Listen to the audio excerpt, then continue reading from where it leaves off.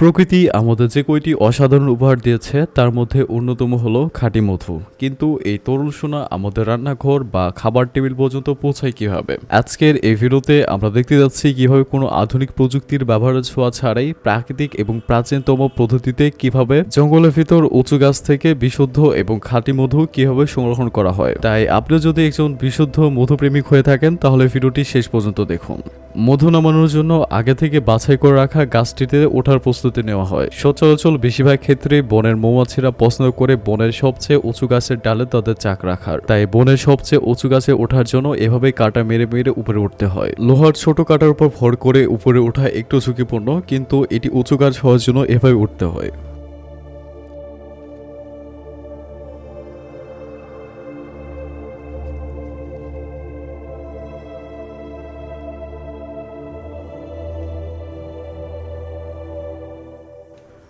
মৌমাছির কাছে আসার পর এভাবেই আগুন ধরে আগে ধোয়া করে নিতে হবে, কারণ মৌমাছি ধোয়া না দেখলে সরতে চায় না।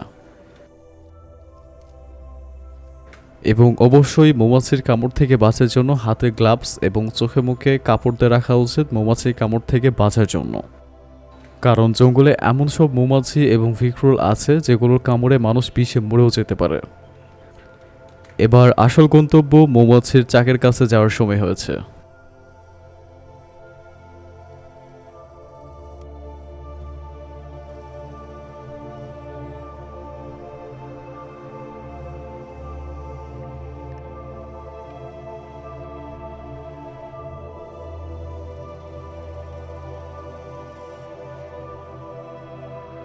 ধোঁয়া দিয়ে এভাবে প্রথমে আগে মৌমাছি চাক থেকে মৌমাছিগুলোকে আলাদা করে দিতে হবে।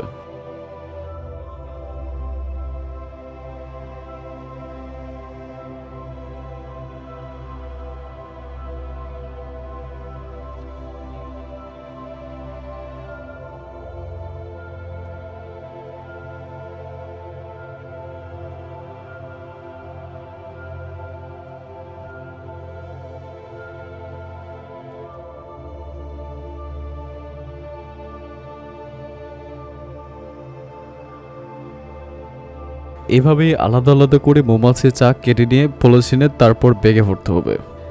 বেগে ভরার পর এভাবে আসল কাজ শেষ, এখন নিচে নামতে হবে।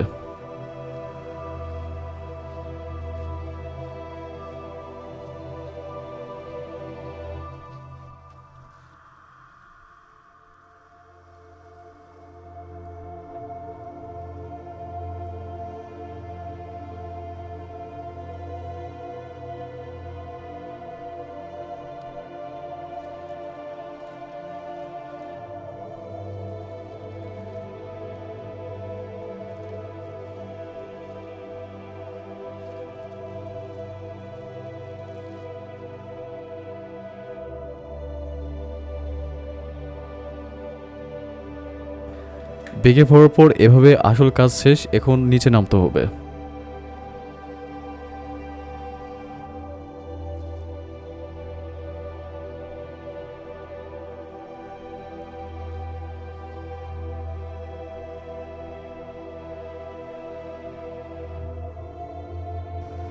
গাছে ওঠার চেয়েও বেশি সাবধান থাকতে হবে গাছ থেকে নামার সময়, কারণ উল্টো দিকে নামার সময় অনেক ক্ষেত্রে মৌমাছি চাষিরা পড়ে যায়। এই ভিডিওতে দেখতে পারলেন কিভাবে মৌচাষিরা জঙ্গলের উঁচু গাছ থেকে মধু সংগ্রহ করে। ভিডিওটি যদি আপনাদের কাছে ভালো লেগে থাকে অবশ্যই ভিডিওতে লাইক করুন এবং চ্যানেলে নতুন হয়ে থাকলে অবশ্যই চ্যানেল সাবস্ক্রাইব করুন।